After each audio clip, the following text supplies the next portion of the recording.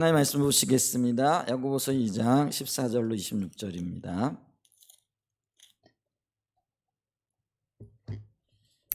야고보서 2장 14절로 26절 말씀인데요. 교독하겠습니다. 내 형제들아, 만일 사람이 믿음이 있노라 하고 행함이 없으면 무슨 유익이 있으리요? 그 믿음이 능히 자기를 구원하겠느냐?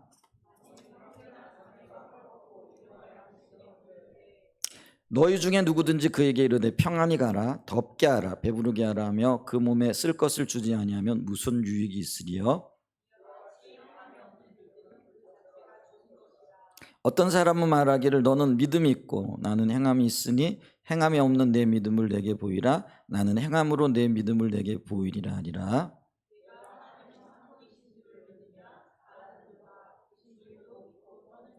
허탄한 사람아, 행함이 없는 믿음이 헛것인 줄을 알고자 하느냐?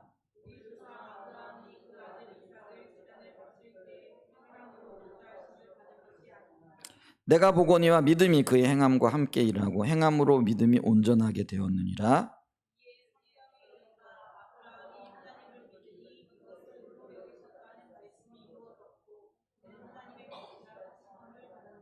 이로 보건대 사람의 행함으로 의롭다 하심을 받고 믿음으로만은 아니니라.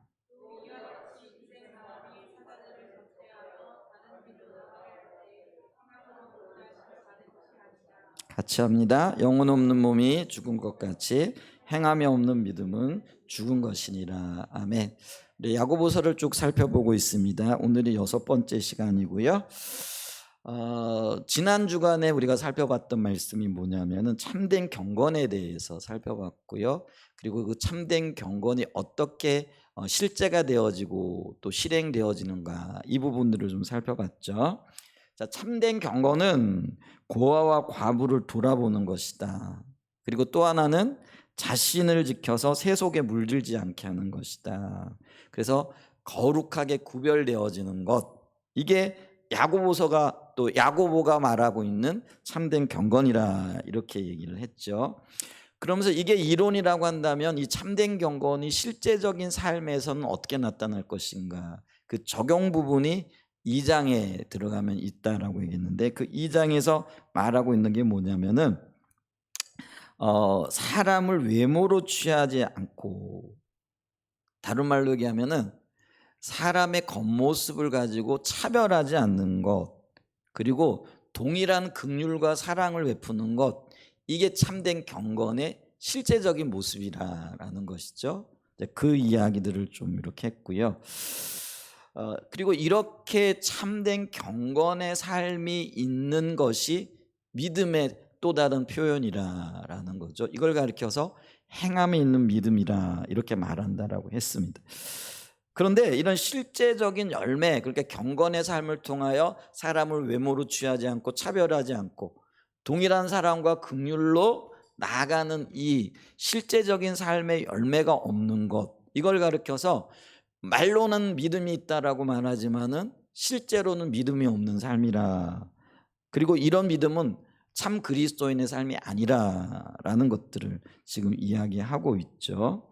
그러면서 오늘 우리가 좀 살펴보게 되어질 본문의 말씀으로 들어가게 되어지는데, 특별히 14절 말씀에 보면은요, 야고보는 지금 이러한 믿음으로 살아가고 있는 사람들, 다른 말로 얘기하면 나는 믿음이 있어요, 나는 예수 믿어요 라고 말을 하는데, 이게 경건인데 경건한 자의 삶에 열매가 없는 거죠. 그런 열매가 없는 사람들을 가리켜서 이런 믿음이 너희 자신을 구원할 수 있겠느냐, 한마디로 얘기하면 구원이 없을 수도 있다라는 아주 강력한 문제 제기를 지금 하고 있다라는 것이죠. 그러면서 이제 15절과 20절에 보게 되어지면은 이렇게 자신을 구원할 수 없는 믿음을 헛된 믿음이라, 이렇게 정의를 하고요. 그럼 헛된 믿음이 어떤 믿음인가 하면서 두 가지 실예를 듭니다. 그리고 그 예를 들고 난 다음에 21절로 25절 말씀까지는요, 그러면 헛된 믿음에 반하는 믿음, 그게 그러면 참된 믿음이겠죠. 그럼 참된 믿음은 어떤 믿음이고, 그리고 이 참된 믿음의 두 가지 실예를 역시 이렇게 들고 있죠. 이제 그러면서 26절에 결론을 내리는 겁니다. 오늘 우리가 살펴봐야 할 부분들이죠. 어떤 결론을 내리냐면요, 영혼 없는 믿음이 죽은 것처럼 행함이 없는 믿음, 그러니까 말만 하는 믿음 혹은 이론적인 믿음, 지식적인 믿음은 죽은 것과 같다. 그리고 죽은 믿음이라, 이렇게 결론을 내리고 있다라는 것이죠. 자, 이런 줄거리를 토대로 해가지고요, 조금 자세히 보도록 하겠습니다. 첫 번째, 자, 믿음과 행함은 동전의 양면처럼 하나라라는 것이죠. 자, 야고보 사도가 지금 교회에 편지를 보내고 있다라는 사실을 기억해야 됩니다. 그리고 이게 야고보가 우려하고 어떤 면에서 없는 이야기를 지어낸 이야기가 아니고요, 실질적으로 교회에서 일어나고 있는 사건들을 목격하고 혹은 그 이야기를 듣고 난 다음에 지금 그 교회에 가장 필요한 것이 무엇인가를 찾아서 지금 이야기하고 있다라는 거죠. 자, 그러면서 이 야고보 사도는요, 지금 편지를 받아보고 있는 교회 공동체에 아주 심각한 경고를 해야 되겠다라는 판단을 내리게 되어지고 그 경고를 하죠. 자, 그 경고가 바로 지금 14절 말씀입니다. 우리 14절 한번 같이 읽어볼까요? 내 형제들아, 만일 사람이 믿음이 있노라 하고 행함이 없으면 무슨 유익이 있으리요? 그 믿음이 능히 자기를 구원하겠느냐. 너희들이 믿음이 있다라고 얘기하는데 그 믿음 가지고는 구원도 못 받아, 이런 의미인 거죠. 자, 그러면은 우리가 여기 사도 야고보가 얘기하고 있는 믿음 그리고 행함이 어떤 의미인가? 오늘 본문에 말하고 있는 믿음은요, 헬라어 본문으로 보게 되면은 피스틴이라는 명사형 단어예요. 근데 이 명사형 단어의 뜻은 뭐냐면은 그리스도를 통한 하나님의 구속에 대한 확신을 의미한다. 이렇게 주석에서는 정의를 하고 있다라는 거죠.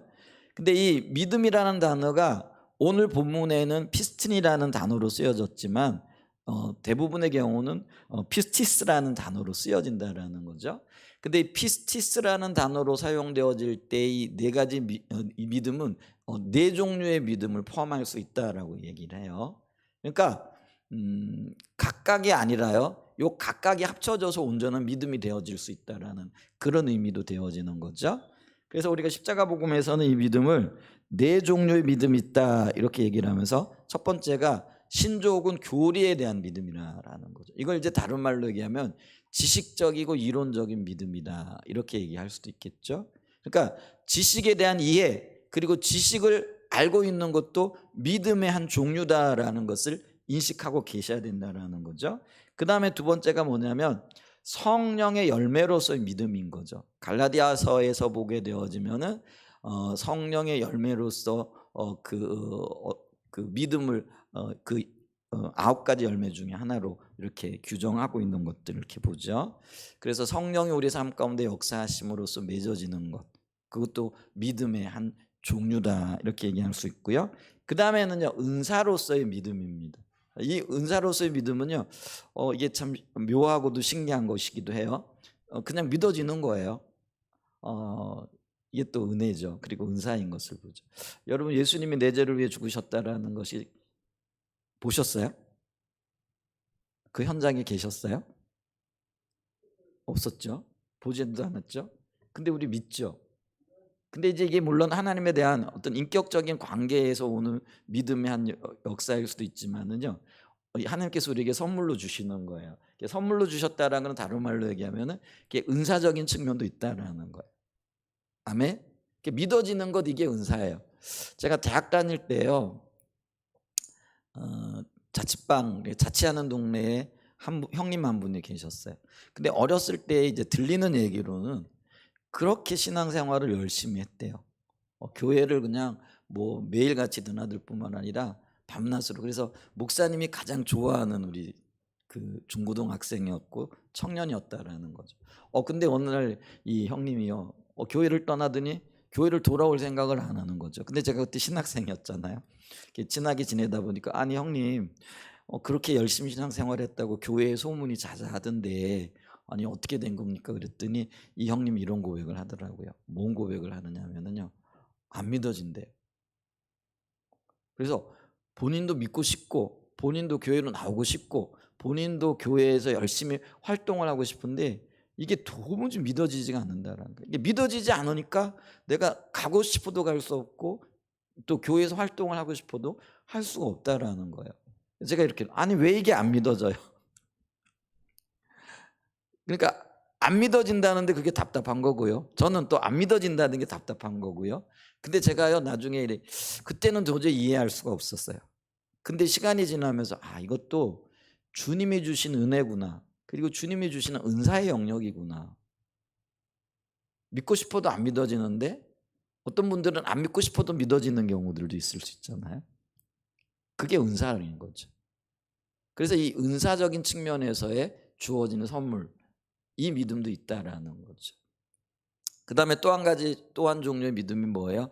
요거는 하나님과의 인격적인 관계를 토대로 한 그분에 대한 신뢰죠. 이제 우리가 가장 바람직한 믿음을 이 믿음이라고 얘기를 합니다. 그러나 그럼에도 불구하고 아까 얘기했던 지식적인 믿음, 또 뭐예요? 성령의 열매로서의 믿음, 혹은 은사로서의 믿음도 믿음의 한 종류로서 요 네 가지가 합쳐지게 되어질 때 온전한 믿음이 되어지는 거예요. 그러니까 보세요. 우리가 성령의 열매, 그게 믿음인데 우리가 성실하게 주님을 따라오고 또 주님께서 우리에게 은혜를 베푸시면서 그 믿음에 대한 어떤 축적이 일어나잖아요. 그게 이제 어떤 면에서는 성령의 열매로서 우리에게 주어진 믿음인데 이게 하나님을 신뢰하는 믿음과 결합되어지면서 더 견고해질 수 있는 믿음이 된다라는 거예요. 그래서 이 네 가지가 마치 이 그 강대상을 한 면에서 바라보는 것처럼 네 면에서 바라보는 것처럼 그러니까 네 면에서 바라볼 때는 각자가 다른 것이지만은 이게 결국은 한 몸뚱아리인 것처럼 이 네 종류의 모든 믿음이 필요하다라는 것이죠. 근데 이제 야고보서가 지금 말하고 있는 믿음은 뭐냐면은요. 이 네 종류의 믿음이 아니라 극단적인 한 가지의 믿음을 지금 얘기하고 있다라는 거죠. 근데 그 극단적인 믿음이 뭐냐면은요. 지식으로서의 믿음, 이론으로서의 믿음이라는 거죠. 그러니까 교회 공동체가 야고보에게 들려지기를 혹은 야고보가 바라볼 때에 그냥 지식으로 알고 있다라는 거, 혹은 성경 공부 많이 함으로써 하나님에 대한 어떤 이론이 있다라는 그것 자체를 가지고 우리는 믿음이 있어. 그러니까 우리의 신앙에 문제가 없어. 그러면서 그 믿음이 반영되어진 삶의 열매들, 행동들은 전혀 나타나지 않는 거죠. 그러니까 실제로 얘기하면은요. 아까 참된 경건은 고아와 과부를 돌아보는 거라 그랬어요. 그리고 세속으로부터 자기를 지킴으로써 거룩하게 구별하는 거라 그랬어요. 이거는 알아요. 근데 삶의 실제적인 영역에서 고아를 돌보지도 않고 그리고 과부들에 대한 어떤 관심도 없어요. 그리고 세상으로부터 자기 자신을 지키고자 하는 열정도 없어요. 그리고 구별하고자 하는 마음 자체도 없어요. 그래서 세상이 흘러가는 대로 살아가면서도 참된 경건은 고아와 과부를 돌아보는 거야. 그리고 세속으로부터 구별되어지는 거야. 이거를 이론적으로 알고 있다고, 지식적으로 알고 있다고 생각하면서 나는 믿음이 있다라고 이렇게 말하는 부류의 사람들이 지금 너무나 많이 있었다라는 거예요. 그것도 교회 공동체 안에. 그걸 보면서 이 사도 야고보의 마음에 의문이 생기는 거예요. 그리고 어떤 면에서 의분이 생기는 거죠. 그래서 그 의문을 이렇게 표현하고 있는 거죠. 그것이 너희들에게 구원이 능히 자기를 구원할 수 있겠느냐? 이렇게 얘기한다라는 것이죠. 우리가 기억해야 될 게 있는데요. 이 행함이라는 거는요. 여기 오늘 쓰여진 단어가 에르가라는 단어고요. 이게 명사형으로 쓰여져 있습니다. 그리고 이게 복수로 쓰여져 있어요. 복수로 쓰여졌다라는 거는 한 가지 행동만을 얘기하는 게 아니라 여러 가지 행동들을 얘기한다라는 거예요. 자, 그럼 어떤 행동들을 얘기하냐면 진정한 믿음, 아까 얘기했던 네 가지 종류의 믿음이 결합되어지는 거예요. 조화를 이루는 거예요.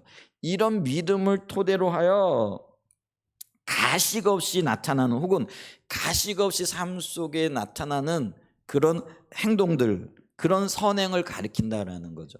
그래서 한두 가지 잘했다가 아니라요. 이게 삶의 우리의 패턴이 되어져야 되고 이게 삶의 열매들이 되어져야 된다는, 이게 복수로 쓰여졌다라는 것들을 우리가 기억해야 된다라는 거죠. 그래서 이 에르가라는 단어가 그런 의미가 있고요. 그리고 이런 행동이 우리가 무엇을 믿고 있는지, 내가 무엇을 믿고 있는지를 반영한다라는 것이죠. 그래서 이 마음의 확신이요, 내가 예수를 믿어요. 그러면 예수를 믿은 그 믿음이 진정한 마음의 확신이고 진정한 믿음이라면 반드시 그것이 예수 믿는 사람으로서의 행동으로 나타난다라는 거예요. 열매로 증명이 되어져야 된다라는 거예요. 마치 동전이 양면이 있죠. 500원짜리 요즘 잘 들고 다니질 않는데 여러분 100원짜리에 양면에 뭐가 있는지 아세요? 우리 기독학교 학생들 뭐가 있어요? 한쪽은 뭐 있죠? 100이 쓰여져 있고 100이라는 숫자가 있고, 한쪽은 누구 조상아가 들어가 있죠? 이순신. 그래, 맞죠? 그거 요즘은 100원짜리 구경하기도 힘들어가지고 잘 볼 수 있는 기회가 없을 수도 있는데, 그렇잖아요? 한쪽에는 이게 100이라는 숫자가 쓰여 있고 한쪽에는 이순신 장군의 이게 초상화가 들어가 있어요.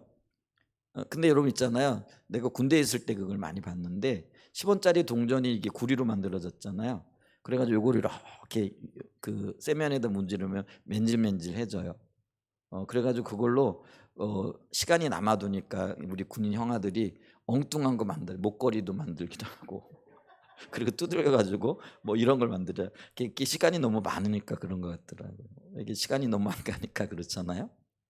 그래가지고 그걸 이렇게 달고 다녀요. 근데 그거요 사실은 위법이에요.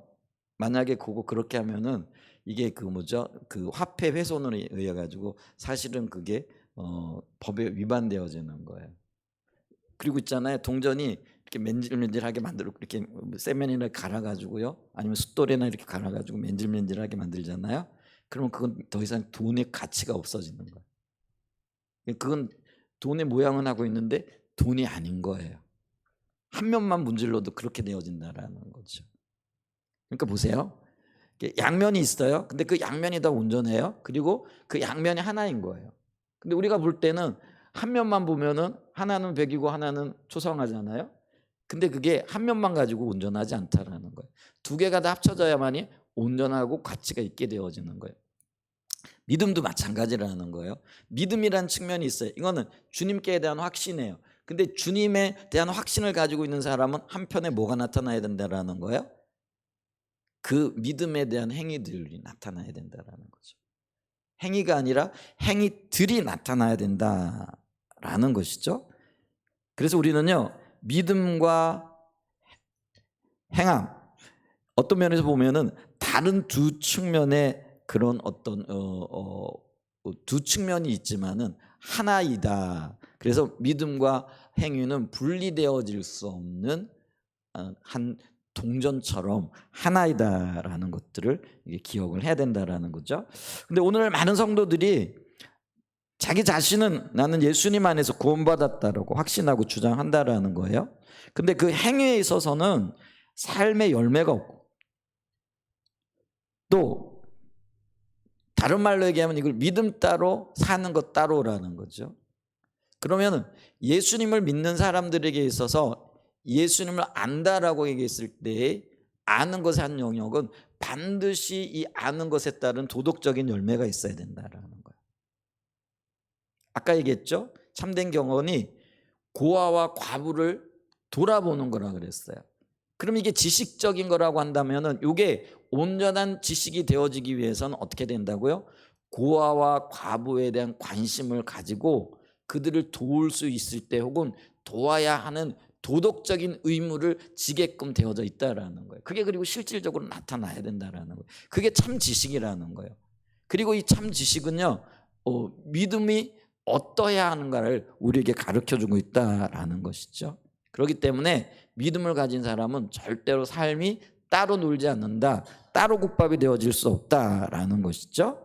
근데 이런 사람들 때문에 야고보는 고민을 하는 거예요. 그러면서 그들에게 강력한 그런 의문을 제기하면서 그런 사람이 정말로 구원을 받을 수 있을까요? 하고 의문을 제시하고, 그러면서 이제 큰 두 번째로 헛된 믿음이 뭐고 헛된 믿음의 신뢰를 실질적으로 들고 있는 모습을 보죠. 자, 야고보 사도는요, 오늘 믿는다고 하면서 행함이 없는 믿음을 헛된 믿음이라고 이렇게 정의를 합니다. 자, 20절 말씀을 좀 보죠. 20절 말씀 보면은 허탄한 사람아, 행함이 없는 믿음이 헛것인 줄을 알고자 하느냐, 이렇게 얘기를 해요. 저게 허탄이라는 단어가 나왔어요. 이게 헬라어로는요, 케네라는 단어를 써요. 이게 공허하다, 속이 비어 있다, 이런 의미예요. 자, 이 말은 이걸 좀 알아듣기 쉽게 해석을 해보면은요, 행함이 없는 믿음으로 구원받지 못한다라는 것을 알지 못하는 사람, 허탄하다라는 게 그거예요. 다시 말하면은 영적인 진리를 알지 못하는 어리석은 사람을 가리키면서 허탄한 사람이라는 표현을 한다라는 거예요. 표현이 좀 그래요. 아주 쉽게 우리 학생들한테 쉽게 듣게 얘기해. 속이 비었다라는 거예요. 머리가 텅텅 비었다라는 거예요. 그 얘기 뭐예요? 알아야 할 것들을 모른다라는 그런 의미예요. 그럼 뭘 알아야 되는 거야? 행함이 없는 믿음은 구원받을 수 없고, 행함이 없는 믿음은 하나님으로부터 징계와 심판을 받을 수밖에 없다라는 걸 모른다라는 거니까. 그러니까 모르니까 그걸 믿음인 줄 알고, 그리고 그 믿음을 고수하고 있다라는 것을 의미한다라는 거죠. 여러분, 우리 삶에 많은 일들이요, 정말로 알면은요 그렇게 안 해요. 근데 그렇게 안 하는 일들의 대부분이 모르기 때문에 일어나는 거라는 거죠. 근데 이 모르기 때문에 일어나는 일이라고 해서 그것이 정당화되어지지 못한다라는 걸 알죠. 그래서 우리가 영적인 소경을 인도했는데 따라가는 소경이 내가 소경인 줄 몰랐다고, 그래서 따라왔다고, 이렇게 핑계할 수 있다고요, 없다고요? 없다라는 거예요. 그런데 앞서가는 자도 소경인데 뒤따라가는 소경이 앞서가고 있는 소경이 소경인 줄 몰랐다고. 나 몰랐는데요. 이렇게 표현할 수 없다라는 거예요. 그러니까 믿음은 행함이 동반되어진, 이게 참 믿음인데, 근데 그걸 모르고 그냥 지식적으로 알고 있고 이론적으로 알고 있고 또 어떤 일정한 행위 한두 가지 있다라고 해서 내가 믿음이 있는 줄 알고 착각하고 있는 그런 사람들을 가리켜서 허탄한 사람이라, 이렇게 지금 표현하고 있다라는 거예요. 그러니까 영적으로 어두운 사람이다, 그 사람을 가리켜서 허탄한 사람이라, 이렇게 얘기를 한다라는 거죠. 그러면서 이 허탄한 사람, 이 허탄한 믿음이 그 헛것인 줄을 알고자 하느냐, 이렇게 얘기는 하는데, 이 헛것이라는 단어가 헬라어로는 아르게라는 단어예요. 근데 이 아르게라는 단어의 단어적인 의미는 뭐냐면은요, 곡식이 없는 땅이에요. 재밌죠? 곡식이 씨를 뿌렸는데 씨가 안 나와. 열매가 없어. 그걸 가리켜서 헛것이다, 이렇게 얘기를 한다라는 거예요. 또 다른 말로는요, 이 성경이 쓰여질 때는 노예 제도가 있었기 때문에 노예들에게 땅을 부지런히 갈게 했다라는 거예요. 그러면 땅을 부지런히 갈았으면 그 간 땅에서 추수할 열매가 있어야 되잖아요. 근데 일은 부지런히 했는데 뭐가 없다라는 거예요? 소득이 없는 거죠. 아니면 노예에게 어떤 일을 시켰는데 이 노예가 게을리한 거예요. 그러니까 주인이 안 볼 때 일을 게을리한 거죠. 그러니까 게을리했기 때문에, 정직하게 일했으면 당연히 열매가 있겠죠. 주인이 보지 않는 사이에 게을리 일을 한 거예요. 그러니까 게을리 일을 했더니 나중에 뭐가 없는 거예요? 열매가 없는 거예요. 그러니까 주인 입장에서 보면 당연히 열매가 있을 줄 알았는데 열매가 없는 거죠. 그러면은 이게 헛된 것이라는 거예요. 이 단어를 가리킬 때 그걸 이야기하고 있다라는 거죠. 그래서 이 말은 어떤 의미인가 하면은요, 행함이 없는 믿음이 일하지 않아서 아무것도 성취할 수 없다라는. 그래서 행함이 없는 것들은 어떤 열매도 없다라는 것들을 나타내기 위해서 이 말이 쓰여졌다라는 것이죠. 그래서 사도 야고보가 정의한 헛된 믿음은 뭐라는 거예요? 지식적으로는 안다라고 말할지 모르지만, 이론적으로는 알고 있다라고 말할지 모르지만은 그 이론이 삶에 전혀 반영이 되어지지 않는 것, 혹은 그 이론이 삶 속에 나타나지 않고 열매 맺지 않는 것, 이걸 가리켜서 헛된 믿음이라, 이렇게 얘기를 한다라는 거죠. 그러면서 헛된 믿음의 첫 번째 실예를 15절에서 17절에서 지금 들고 있어요. 자, 15절과 17절을 좀 한번 읽어봅니다. 만일 형제나 자매가 헐벗고 일용할 양식이 없는데 너희 중에 누구든지 그에게 이르되 평안히 가라, 덥게 하라, 배부르게 하라 하며 그 몸에 쓸 것을 주지 않으면 무슨 유익이 있으리요.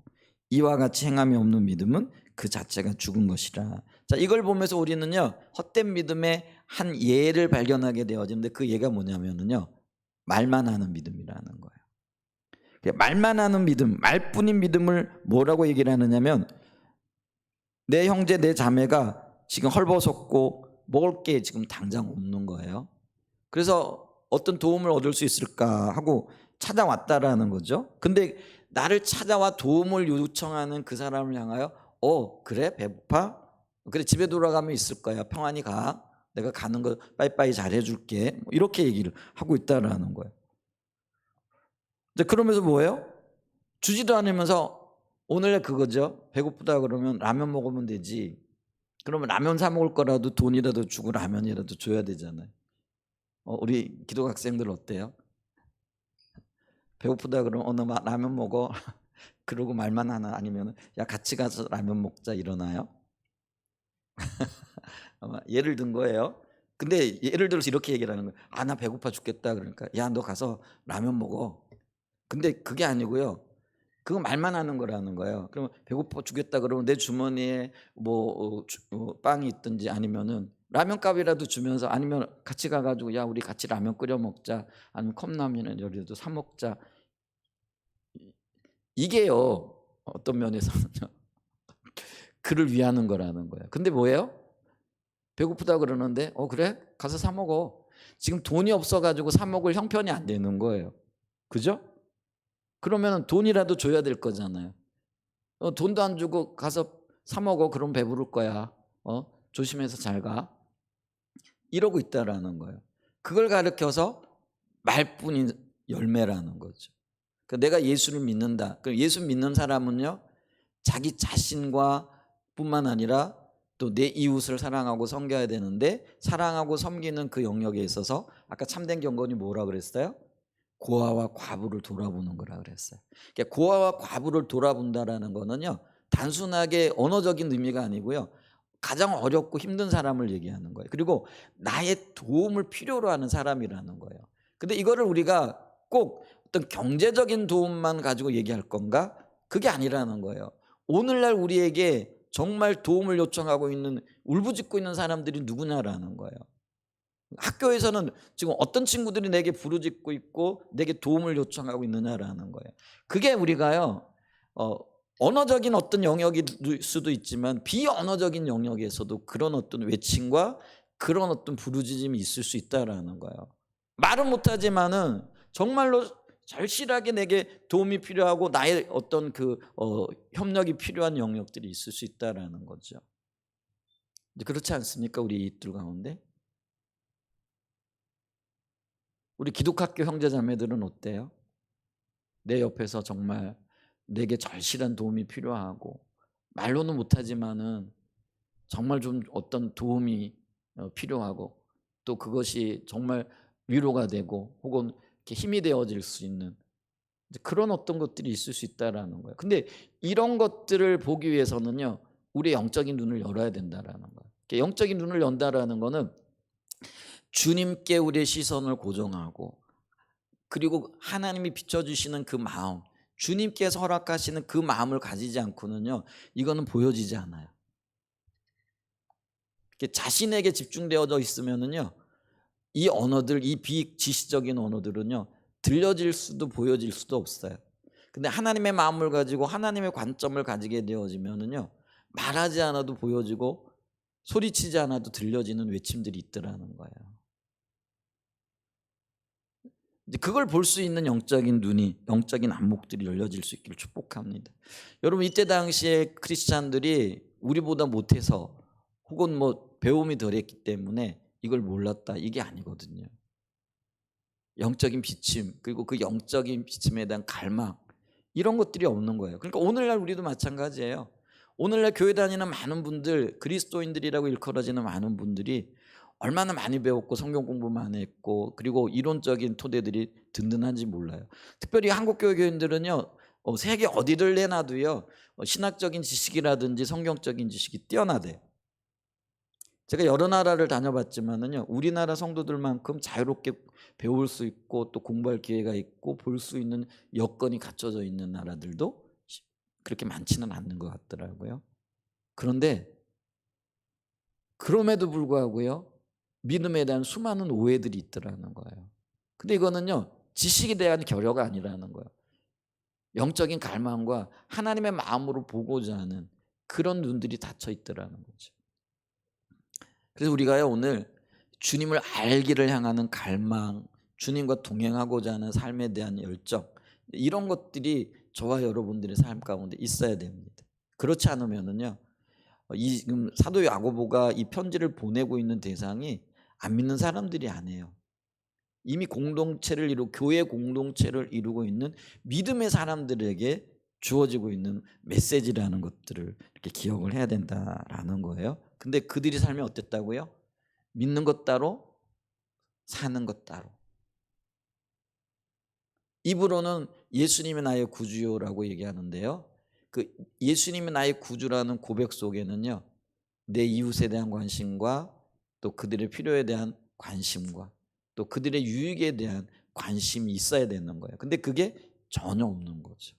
그러니까 삶의 열매로는 나타나지 않는 거죠. 그러니까 믿음 따로 행함 따로.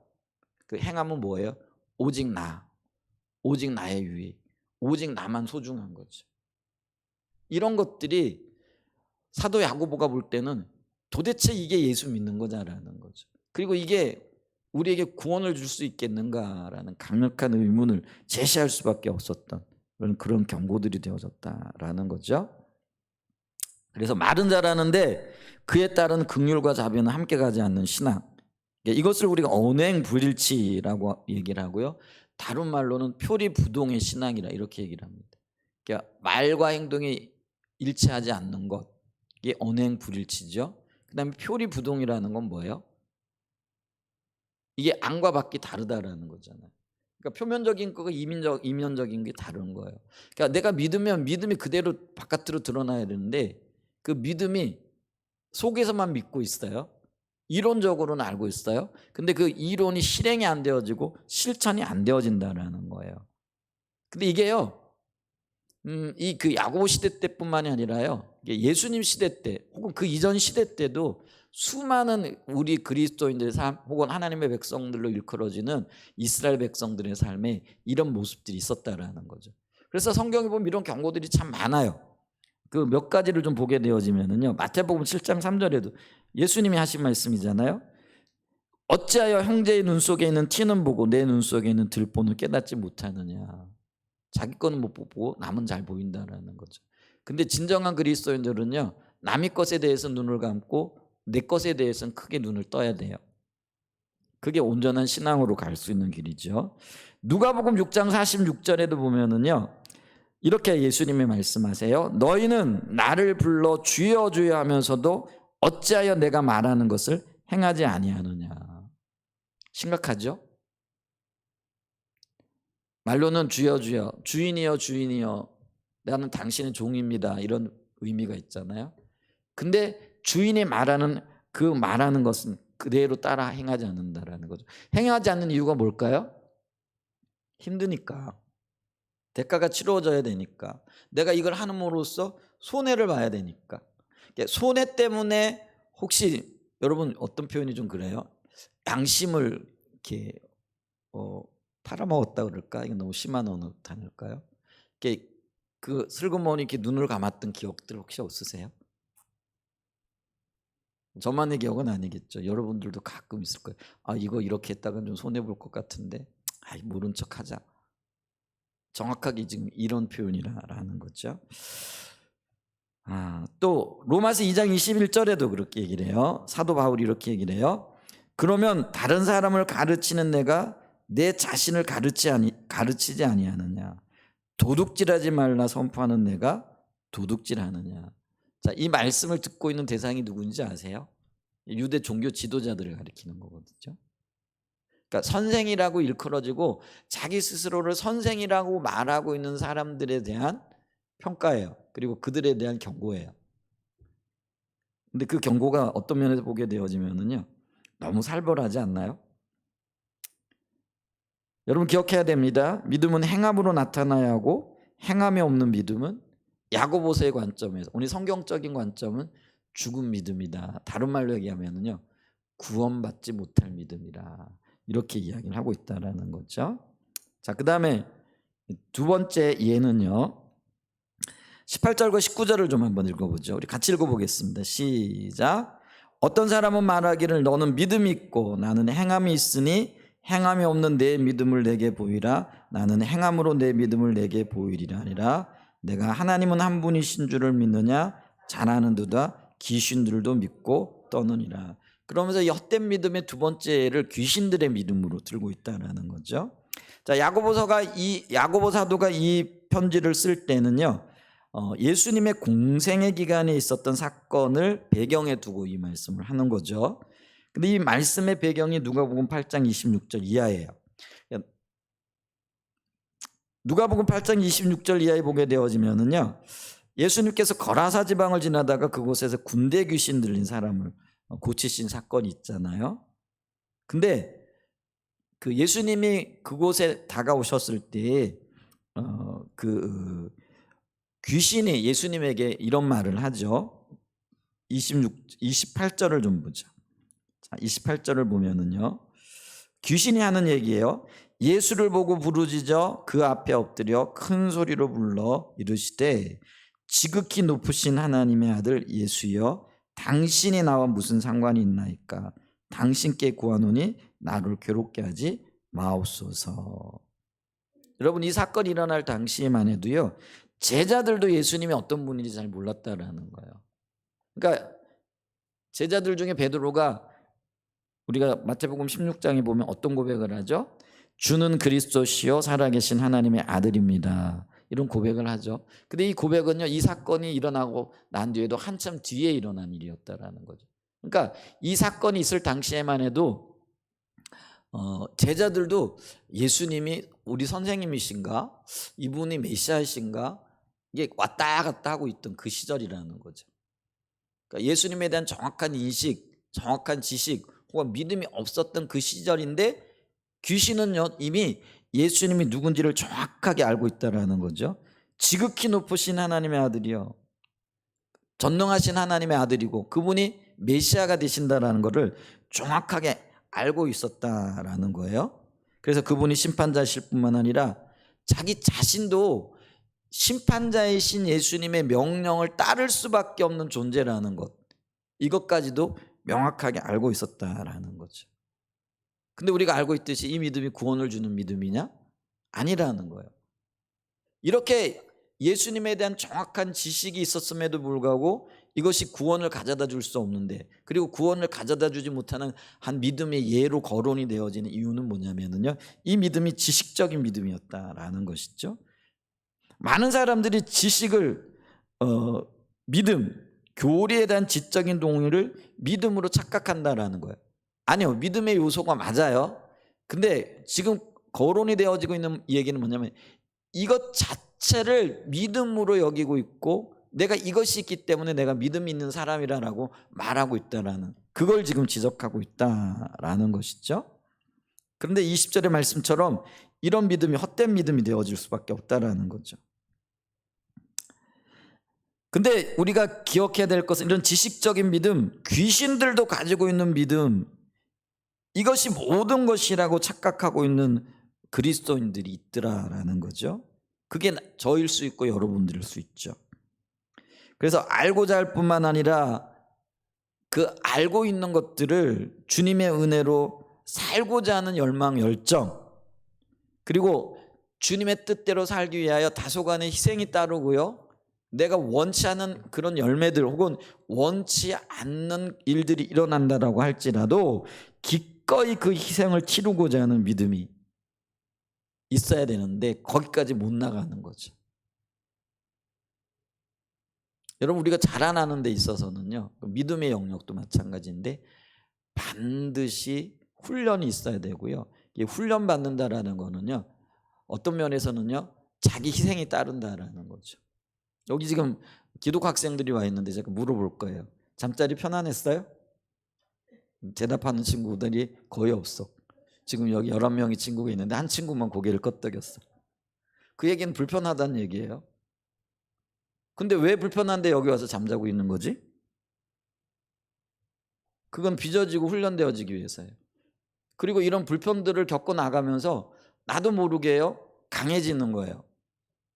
그리고 우리는 이런 공동체 생활을 통해 가지고요, 하나님의 의도를 배울 수 있어야 돼요. 근데 그 의도를 배우고자 하는 마음, 그리고 희생을 치르면서 기꺼이 잘하고자 하는 그런 마음이 없으면은요, 불평만 쌓여지는 거죠.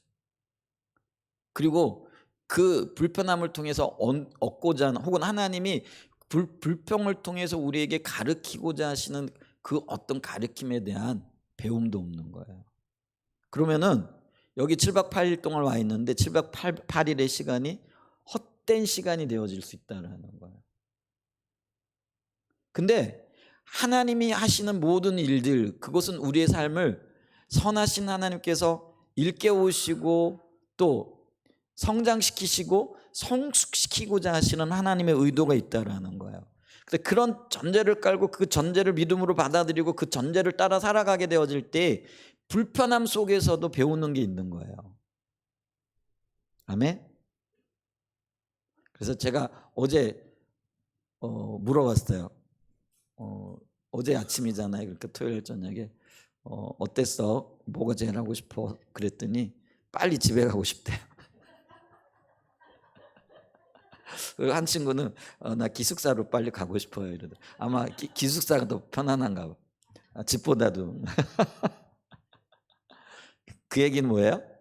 불편하다라는 거예요. 제가 지금 허물을 드러내려고 할 얘기가 아니에요. 근데 이 불편함 속에서 우리가 빚어진다라는 거예요. 불편함이 없으면 절대로 안 빚어져요.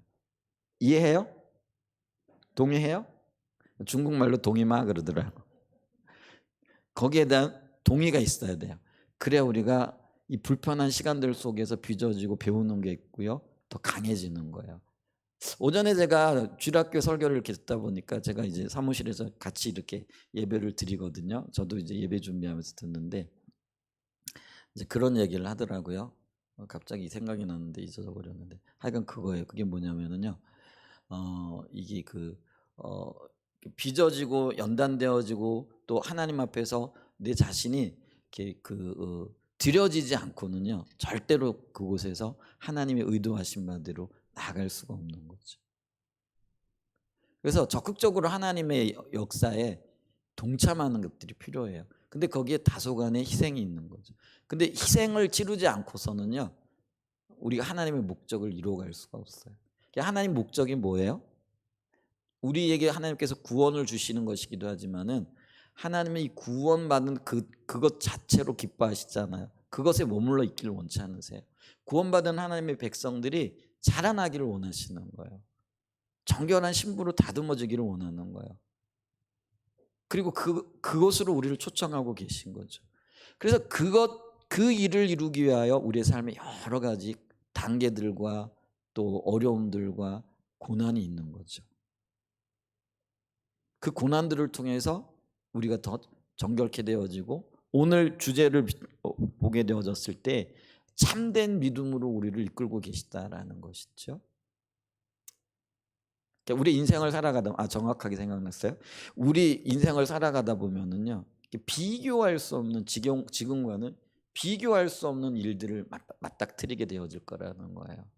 근데 그 일들을 맞닥뜨릴 때 지금 내가 겪고 있는 그 불편함들이, 그리고 지금 내가 맞닥뜨린 그 사건들이 그 새로운 사건들을 견뎌낼 수 있게 되어지는 굉장히 중요한 재료가 되어지고 도구들이 되어지고, 그리고 그게 나로 가여금 이겨낼 수 있는 원동력이 되어진다라는 거예요. 그래서 불편함을 불편함으로 받아들일 것이 아니라 하나님의 관점으로 볼 수 있는 은혜가 있기를 축복합니다. 그렇죠? 우리 교회도 마찬가지죠. 처음 우리가 손님을 치러요. 저도 얼떨떨하고 여러분들도 얼떨떨하고, 교회에서 우리 학생들 말고 외부 학생들을 이렇게 섬길 수 있는 기회, 이게 정말 좋은 기회잖아요. 기도하면서 근데 이제 여러 가지 이제 불편함들이 나타나는 거죠. 또 불편을 끼칠 수 있는 시설적인 측면에서도 그렇고요. 이게 좀 보강해야 될 것들이 있구나 하는 생각을 하게 되어지면서 그런 것들이 우리 교회를 또 자라나게 하는 거예요. 더 많은 일들을 감당할 수 있는 교회로 자라게 하시는 거죠. 그래서 우리가 지금은 13분의 손님을 우리가 치러냈어요. 치러내고 있는 중이죠. 이제 이 위원회 20명 더 나아가서 50명의 손님들을 치러낼 수 있는 그 위치로 자라가는 거죠. 주님이 우리를 그렇게 인도하시는 거예요. 기독학생들도 마찬가지예요. 이런 불편함들을 겪으면서 인생에 맞닥뜨릴 수많은 난제들과 역경들에 대한 대체 능력들이 자라나는 거예요. 아멘. 그곳에서 하나님의 관점을 볼 수 있는 은혜가 있기를 축복합니다. 자, 그래서 보세요. 이 헛된 믿음, 행함이 없는 믿음이다. 그리고 이 헛된 믿음의 두 가지 실예를 들었는데, 하나는 말뿐인 믿음, 하나는 귀신들이 갖고 있는 믿음. 그게 지식적인 믿음이라는 거죠. 지식이 필요 없다라는 그런 말이 아니에요. 지식만을 추구하고 지식만으로 족하다라고 여기는 것, 그게 다르다는 거예요. 그게 틀렸다라는 거예요. 그게 잘못됐다라는 거를 말하고 있다라는 거죠. 그러면서 사도 야고보는요, 그러면은 헛된 믿음에 반하는 참된 믿음이 뭐냐, 그리고 참된 믿음의 신뢰가 뭐냐, 요거를 말씀해주고 있죠. 자, 그래서 우리가 세 번째로 살펴볼 게 참된 믿음의 실예인데, 두 사람의 예를 들어요. 아브라함과 기색 라합의 믿음이죠. 자, 근데 이들의 믿음에 공통점이 있는데, 그게 뭐냐면은요, 아는데 그치지 않고 실제적인 삶의 고백, 즉 행함이 있는 믿음으로 나아갔다라는 것이죠. 그럼 이 참된 믿음의 정의는 행함이 있는 믿음이죠. 그러면 이 행함이 있는 믿음을 아브라함은 어떻게 증거했고 어떻게 증언해 내었느냐, 아브라함의 믿음을 좀 보죠. 자, 먼저 야고보서 21장과 22절을 좀 이렇게 보겠습니다. 우리 조상 아브라함이 그 아들 이삭을 제단에 바칠 때에 행함으로 의롭다 하심을 받은 것이 아니냐, 내가 보거니와 믿음이 그의 행함과 함께 일하고 행함으로 믿음이 온전하게 되었느니라. 자, 이 믿음의, 그리고 이 인용의 배경이 되어지는 게 창세기 22장 1절로 14절에 나타나죠. 자, 창세기 22장에는 아브라함이 하나님의 말씀을 듣고 그 말씀에 순종하여 이삭을 제물로 바치는 사건이 기록이 되어져 있죠. 근데 이 사건을 두고 바울은요, 아브라함이 의롭게 된 것은 믿음 때문이라 이렇게 얘기를 하죠. 그리고 창세기 15장 6절에도 보면은 아브라함이 여호와를 믿으니 여호와께서 이를 그의 의로 여기시고, 그래서 믿음이 바로 그 의롭게 여겨지는 하나님의 도구가 되어졌다라는 거죠. 그리고 이걸 우리가 다른 말로 얘기해서 신학적으로는 이신득이라 이렇게 얘기를 하죠. 들어봤어요? 이신득이라고? 믿음으로 의롭게 되어진다라는 그런 뜻을 가지고 있다라는 거죠. 근데 이 이신득이라고 하는 이 말을 가지고 많은 사람들이 오해해요. 그래서 어떤 말을 하느냐면, 믿음으로 구원을 얻는 거야. 그렇기 때문에 행함을 강조하게 되어지면은 그건 율법주의야. 그리고 하나님의 말씀과는 일치하지 않아. 이렇게 이야기하고 주장하는 사람들이 생겨났더라라는 거지요. 그리고 실제로 지금 야고보가 편지를 보내고 있는 공동체 중에 이런 말을 하는 사람들이 있었다라는 거예요. 우리 조상 아브라함을 볼 때나, 그리고 성경은 믿음으로 구원 얻는다라고 얘기를 하지 어디 행함에 대해서 얘기하고 있어.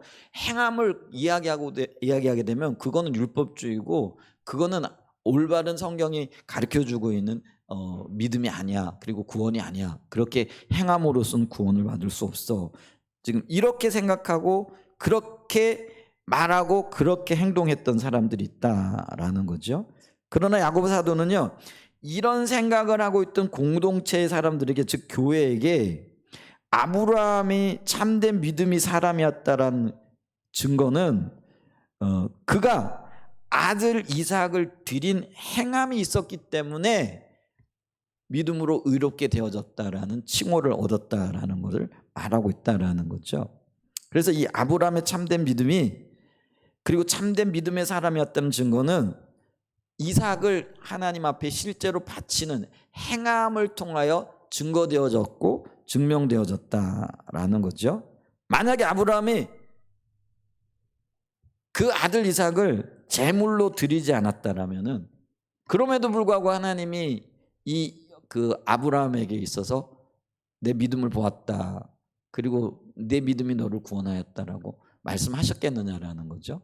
단호히 야고보는 그렇지 않을 거라는 거죠. 그러면 이 말이 믿음을 부인하고 행함으로 구원받는다라는 것을 강조하는 말인가? 그게 아니라는 거예요. 지금 이 믿음의 두 측면 중에 야고보는 행함의 측면, 즉 이 행함이 믿음의 증거라는 거예요. 그래, 믿음이 있으면 반드시 행함으로 나타날 수밖에 없다라는 그런 구조적인 믿음에 대해서 얘기하고 있다라는 거예요. 그러니까 이 말을 얼핏 들으면은 사도 바울이 얘기하고 있는 믿음으로 말미암아 구원을 얻었다는 이 말을 반박하는 것도 아니고 반대하는 것도 아니라는 거예요. 믿음으로 구원 얻었다라는 거는, 그러면은 믿음으로 구원 얻었다라는 것에 대한 증거를 반드시 나타내게끔 되어 있고 열매로 나타나게끔 되어 있다라는 것을 강조하고 있다라는 것이죠.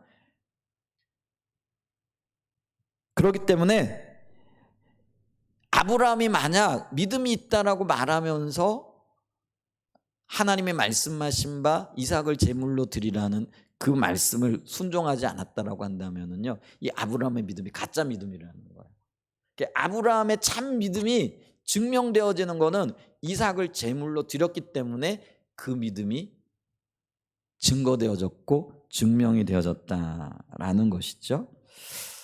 자, 그래서 야고보서 2장 23절에 보면은요, 22절에 이어가지고 이에 성경에 이른바 아브라함이 하나님을 믿으니 이것을 의로 여기셨다는 말씀이 이루어졌고 그는 하나님의 벗이라 칭함을 받았나니 이로 보건대 사람의 행함으로 아브라함이 이삭을 하나님 앞에 드리는 행함이 있었다는 거예요.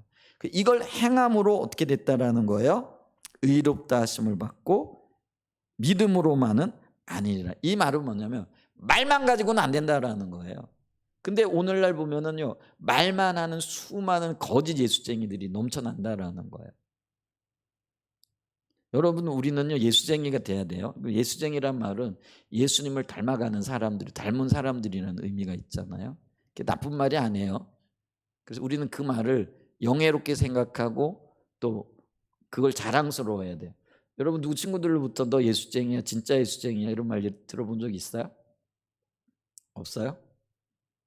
그러면은 그게 안 좋은 말이라는 쓰는 걸까? 아니면은 여러분들에게서 진짜 예수님을 못 봤기 때문에 예수쟁이라고 안 그러는 걸까?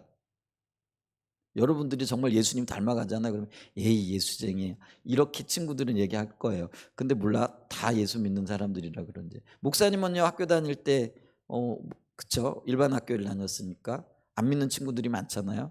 그러면은 목사님은 말만 하면 에이 또 예수님 얘기야, 이 예수쟁이가, 그렇게 얘기를 했어요. 근데 있잖아요, 그럴 수밖에 없잖아요. 예수님을 믿으니까 내 입에서 나올 수 있는 얘기가 뭐예요? 예수님 얘기고, 그분이 나의 삶의 목표고 모델이니까 그분을 얘기할 수밖에 없는 거잖아요. 근데 여러분들이 여러분의 삶에 예수님이 롤 모델이라면은요, 예수님 얘기가 나와야 되고 예수님을 닮은 행동이 나와야 되거든요. 그럼 예수쟁이가 될 수밖에 없는 거예요. 마찬가지로 우리 모두가 그래요. 우리가 예수님을 구주라 고백을 하면서 그분이 우리의 삶의 모델이고 우리의 삶의 영원한 구주라고 얘기를 하면서 그분을 닮은 말과 그분의 닮은 삶의 태도와 행동들이 나타나고 있고 열매 맺고 있느냐라는 거예요. 정확하게 예수쟁이가 되어져 있느냐라는 거예요. 그게 안 돼 있으면은요, 말만 하고 입술만 요란한 사람들이 되어지는 거죠. 그러니까 사도 야고보의 관점에서 보게 되어지면은 이 헛된 믿음을 가진 자들이고요, 어떤 삶의 열매도 어떤 하나님께 영광 돌림도 없게 되어진다라는 것들을 기억해야 됩니다. 근데 아브라함이 그런 믿음을 가졌기 때문에 그의 믿음의 행함으로 나타났고요. 그래서 하나님은 그를요 나의 벗이라, 하나님의 벗이라 칭했다라는 거죠. 이 하나님의 벗이란 말은요, 필로스데오라는 거죠. 필로스데오라는 말은요, 하나님과의 친밀한 교제로 인해서 하나님께서 아브라함에게 자신을 숨기지 않으셨다라는 의미예요. 아까 그 주일학교 예배 때도 그러니까 비밀을 공유하는 것에 대해서 이야기를 하던데요. 벗이라는 게 비밀을 공유한다라는 거예요. 그러니까 아브라함이 하나님의 벗이 되어졌다라는 건요, 하나님이 아브라함에게 자신을 드러내셨다라는 거예요. 비밀을 두지 않았다라는 거예요. 은밀한 걸 두지 않았어요. 실질적으로 하나님께서 소돔과 고모라를 멸하실 때에 하나님께서 내 친구 벗에게 내 일을 감추겠느냐 하면서 하나님께서 한 지역과 한 도시를 벌할 하나님의 계획에 대해서 아브라함에 그대로 말씀하신다라는 거예요. 비밀 없이 나타내신다라는 거예요. 이게 아브라함이 누렸던 명예예요. 놀라운 거죠. 그러니까 하나님을 믿음으로, 그리고 그 믿음의 행위로 나타나게 되어질 때에 하나님의 벗이라는 칭호를 받게 되어진다라는 거죠. 하나님이 어떤 제한도 비밀도 두지 않는다라는 그런 의미인 거죠. 저와 여러분은 하나님의 비밀을 많이 알고 계세요? 우리는 그걸 이제 음성 듣는다라고 이렇게 표현을 하기도 해요. 그러니까 음성 듣는다라는 거는 다른 게 아니에요. 하나님의 의중과 의도가 우리에게 보여지고 나타나고 깨달아진다는 그런 의미이죠. 여러분, 주님과의 관계 속에서 믿음의 삶을 살 때에 하나님께서 하나님의 비밀을 우리에게 드러내시고 보여주신다는 거죠. 아멘. 그런 은혜가 있기를 예수님의 이름으로 축복합니다. 아멘. 자, 그 다음에 또 하나 기생 라합의 예를 들었어요. 자, 25절을 보죠. 또 이와 같이 기생 라합이 사자들을 접대하여 다른 길로 나가게 할 때 행함으로 의롭다 하심을 받은 것이 아니냐. 그러면서 여기 또 이와 같이라고 이렇게 표현을 하고 있죠. 이 또 이와 같이란 말은요, 이게 이런 의미예요. 아브라함의 예와 같이 강력한 예가 또 있는데 라는. 그래서 이 기생 라합의 이 이야기가 아브라함의 예처럼 강력하다라는 그런 의미예요. 그리고 동일한 효력을 가지고 있다라는 그런 의미가 있다라는 거죠. 그러면서 그 기생 라합이 사자들을 접대하였다. 이게 의였다라는 거죠. 그러면 접대한다, 사자들을 접대한다라는 말이 어떤 의미가 있느냐면요, 가나안 정탐을 위해서 여호수아의 파송을 받은 두 정탐꾼이 이 여리고성으로 들어오게 되어지잖아요. 근데 그때 이 라합이 이들을 하늘의 사자들과 같이, 그러니까 하늘의 천사와 같이 환대하고 환영했다라는 거예요. 근데 이 정탐꾼들을 환영하고 환대했다라는 그 의미 가운데는요, 라합이 죽을 각오를 했다라는 거예요. 여러분, 지금 전쟁 중이에요. 이스라엘 백성들은 성 밖에서 진을 치고 있고 여리고 성 사람들은 그 이스라엘 백성들을 막아내기 위한 지금 그 궁리들을 하고 있겠죠. 그래서 어떤 면에서는요, 여리고 성 사람들은 성을 지켜내야 되는 거고 이스라엘 백성들 입장에서 성을 뚫어내야 되는 거예요. 무너뜨려야 되는 거예요. 그러니까 이 두 군대가 아주 첨예하게 대립을 하고 있는 거예요. 그런데 지금 적군의 정탐꾼들이 들어왔어요. 그리고 이 기생 라합이 어디 사람이에요? 여리고성 사람이라는 거예요. 근데 이 기생 라합이 적군들을 환대했다, 천사들을 맞이하듯이 맞이했다라는 그런 의미예요. 적극적으로 환영했다라는 거예요. 근데 이거는요, 여러분, 오늘날로 우리 식으로 따지면 어떻게 되어지는 거예요? 간첩죄예요. 그래서 이 간첩죄는 굉장히 무겁게 취급되어진다는 거예요.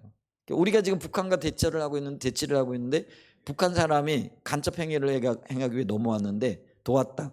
그러면 우리도 간첩이 되는 거예요. 그죠?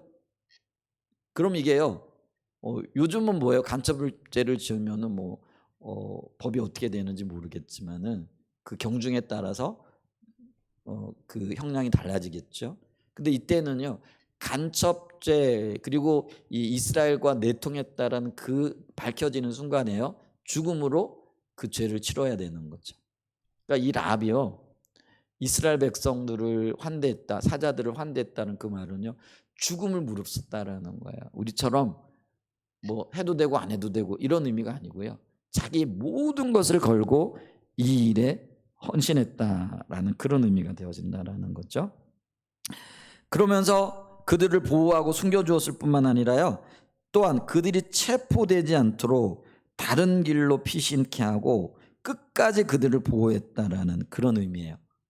사자들을 접대했다라는 이 헬라어로는요, 휘포덱사메네라는 그런 단어예요. 근데 이게 의역을 하면 그런 의미가 있다라는 것이죠. 근데 죽을 각오를 하고 그들이 체포되지 않도록 피신하고 보호했던 그 이유가 뭐냐면요, 그가 하나님께 대한 믿음이 있었다라는 거죠. 근데 이 믿음은요, 어떤 믿음이었느냐면 자기의 죽음을 돌보고 돌아보지 아니하고 하나님이 어떤 분인가에 대한 분명한 인식이 있었고 그 인식을 토대로 자기 자신의 생명을 걸 만한 믿음이었다라는 거죠. 그 결과 그가 어떻게 되어져요? 자신도 구원 얻었을 뿐만 아니라 자신의 모든 가족들이 구원을 얻게 되어지는 그런 엄청난 은혜를 누리게 되어졌다라는 거죠. 그래서 우리가 이런 예들을 보게 되어질 때 믿음과 행위는 분리할 수 없는 동전처럼, 그리고 이 동전이 양면으로 되어 있지만은 분리되어지지 않은 하나인 것처럼 믿음과 행위도 결국은 하나라는 거죠. 그러면서 이제 26절에 가게 되어지면은 이 사도 야고보는요, 이 믿음의 결론을 내립니다. 참된 믿음의 결론을 내리는데 26절이죠. 영혼 없는 믿음, 몸이 죽은 것 같이 행함이 없는 믿음은 죽은 것이니라. 여러분, 우리의 몸에서 영혼이 떠나가면 어떻게 될까요? 죽은 자라고 얘기를 하죠. 그래서 여러분 보세요. 몸이 중요해요, 영혼이 중요해요? 우리는 보이는 것이니까 몸이 중요한 것 같죠. 근데 목사님이 좀 끔찍한 예를 좀 들어볼게요. 목사님 부모님이 돌아가셨거든요. 돌아가셨다라는 건 영혼이 하나님께로 돌아가셨다는, 소천하셨다라는 거잖아요. 목사님이 엄마도 굉장히 사랑했고요, 아버지도 굉장히 사랑했어요. 근데 돌아가셨어요. 영혼이 떠나갔거든요. 그러니까 몸에서 영혼이 떠나갔단 말이에요. 근데 솔직한 고백을 얘기를 할게요.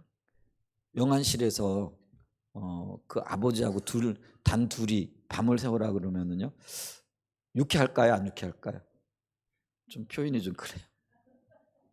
여러분, 좀 더 실질적으로 얘기해 볼까요? 여러분, 부모님 사랑하죠? 너무너무 사랑하죠? 근데 이제 부모님이 이제 언제가 들으셔서 돌아가실 때가 되면 돌아가셔요. 그러면 이제 우리가 병원에 가면은 영안실에 모시잖아요. 근데 그 영안실에 내가 엄마를 너무 사랑하니까, 아빠를 너무 사랑하니까 도저히 혼자 둘 수가 없어. 그래서 다른 사람은 몰라도 나라도 영안실에서 엄마 죽은 시신 곁에서 혼자 그래도 3일 동안이라도 있을 거예요. 이렇게 말하고 있을 아들 딸들이 있을까요? 목사님은 못 봤어. 아무리 사랑하는 부모님이 돌아가셨어도요, 영안실에서 그 부모님 시신과 함께 있겠다라고 하는 사람 못 봤어요. 그렇게 사랑했던 부모님인데. 그럼 있잖아요, 우리가요, 부모님을 사랑했다라는 건 몸도 물론 사랑했어요. 단순하게 몸을 얘기하는 게 아니에요. 그 뭐예요? 그분의 정신, 그분의 영혼을 얘기를 하는 거예요. 그래서 이 영이요, 몸으로부터 분리되어지는 순간 이게 몸이 소중하긴 하지만은요, 의미가 없는 거예요. 그죠? 그러니까 이게 그게요. 믿음과 행함이 분리되어지는 순간 이게 의미가 없다라는 거예요. 사도 야고보는 지금 그걸 얘기를 하는 거예요. 행함이 없는 믿음은 죽은 사람, 영혼이 떠난 사람, 몸뚱어리만 남아 있는 거죠. 근데 그 몸뚱어리가요, 아무리 내가 사랑했던 사람이라고 할지라도요, 의미가 없는 거죠. 그만큼 믿음은요, 행함이 반드시 따라가야 된다라는 것이죠. 그래서 이 말은요, 참된 믿음이 말이 아니고 행함이고 이론이 아니고 실제라는 거예요. 그런데 왜 이 말씀을 굳이 그 교회 공동체에 이렇게 강조하고 있는 것인가? 입으로는 주여 주여 하는데 아버지의 뜻대로 살고 있지는 않고요. 또 말하는 것과 행함이 다른 그리스도인들이 너무 많기 때문에 그렇다라는 거죠. 그게 바로요 나의 모습이고 여러분들의 모습일 수 있다라는 거죠. 그러므로 참된 믿음은요 하나님을 향하여 주여 주여 말할 뿐만 아니라 그 하나님의 뜻대로 살아가는 것이다라는 거죠. 그래서 믿음을 가졌다라고 말만 할 뿐만 아니라 믿음의 삶을 통하여 그 믿음을 증거해내고 증명해내는 것, 이게 바로 참된 믿음이라는 것이죠. 그래서 이런 삶을 바라보고 이런 삶을 살아갈 것을 교회 공동체, 오늘날 저와 여러분들에게 강력하게 권면하고 있다라는 것들을 기억할 수 있는 은혜가 있기를 축복합니다. 말씀을 마무리합니다. 참된 경건, 그거는요 삶의 실제가 있는 믿음 생활을 하는 사람들을 가리켜서, 헛된 믿음은 어떤 믿음인가? 말뿐이고 지식적인 믿음을 가진 것이고, 참된 믿음은 믿음의 그 주님을 향한 신뢰가 있을 뿐만 아니라 그 신뢰가 자식을 드리는 것 같은 그런 대가를 치르는 것이라고 할지라도, 자기 목숨을 내어놓는 것 같은 그런 희생을 치르는 것이라고 할지라도 그것으로 증명해내고 증거해내는 것, 그게 하나님께서 우리에게 기대하고 계신 믿음이다라는 것들을 야고보는 야고보서를 통해서 우리에게 강력하게 이야기하고 있습니다. 이런 믿음의 삶을 통하여 주님 앞에 온전한 믿음으로 나아갈 수 있는 그런 믿음의 사람들 되어지기를, 또 이론과 실제가 하나 되어지는 그런 온전한 십자가의 복음의 삶을 살아갈 수 있는 그런 저와 여러분들이 되실 수 있기를 예수님의 이름으로 축복하고 축원드립니다. 아멘. 우리 찬양하겠습니다.